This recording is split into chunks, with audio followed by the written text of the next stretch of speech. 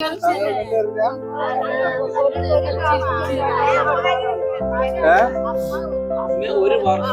വർഷം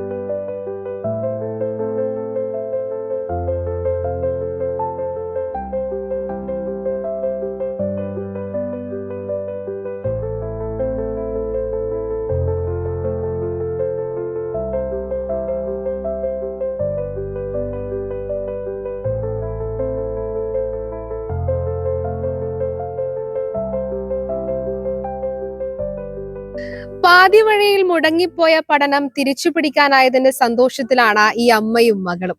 അമ്മയുടെ പൂർണ്ണ സഹകരണത്തോടു കൂടിയാണ് വിന്യശ്രീക്ക് ഇത്തരമൊരു വലിയ വിജയം സ്വന്തമാക്കാനായത്. നമുക്ക് ഇവരെ ഒന്ന് പരിചയപ്പെടാം.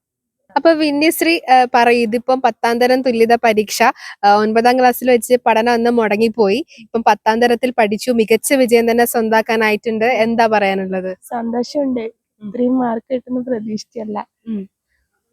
എത്ര A+ ഉണ്ടായിരുന്നു? അതിനെ കുറിച്ചൊക്കെ ഒന്ന് പറയൂ.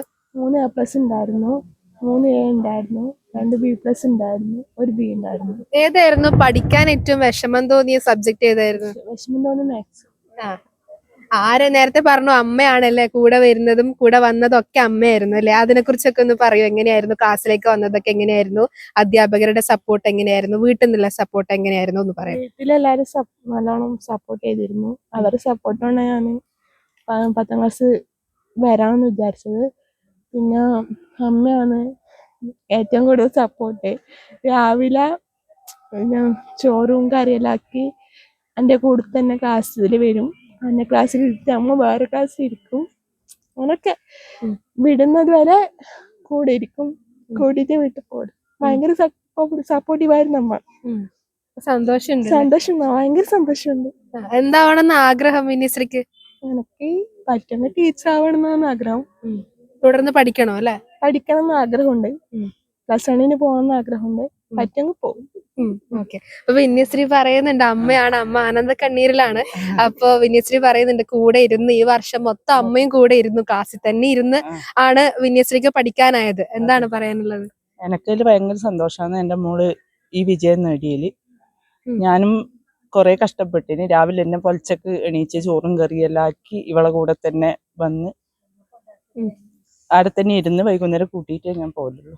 വിന്യശ്രീ വിജയിക്കണം വലിയ ആഗ്രഹം, ഭയങ്കര ആഗ്രഹമായിരുന്നു. നമ്മൾ വിചാരിച്ചാലും നല്ല വിജയം തന്നെ അവൾക്ക് കിട്ടിയത്. അതിൽ വളരെ സന്തോഷം. ഇനി എങ്ങനെയാണ് തുടർന്ന് പഠിപ്പിക്കണം. അവൾക്ക് അത്രയും പഠിക്കാൻ ഇഷ്ടം, അത്രയും പഠിക്കണം. അന്ന് 9ാം ക്ലാസ് വെച്ചായിരുന്നു പഠനം വെച്ചിട്ടാണ് സാങ്കേതിക കാരണങ്ങൾ കൊണ്ട് പഠനം മുടങ്ങിയത്. ചെറിയൊരു ഇതാണ്. അപ്പൊ ഇപ്പൊ ഇനി തുടർന്ന് പഠിപ്പിക്കണം, വിന്യശ്രീ ടീച്ചർ ആവണം എന്നാണ് പറയുന്നത്. അതൊക്കെ ആക്കാനാകുന്നാണ് ആഗ്രഹിക്കുന്നത്. ആക്കാനാവെങ്കിൽ ആക്കണം. ഓളെ ഇഷ്ടം പോലെ എല്ലാം നടക്കട്ടെ.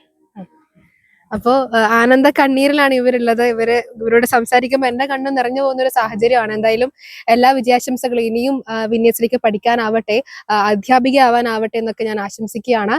നികേഷ് താവത്തിനോടൊപ്പം ഷാരിമ രാജൻ, കണ്ണൂർ വിഷൻ.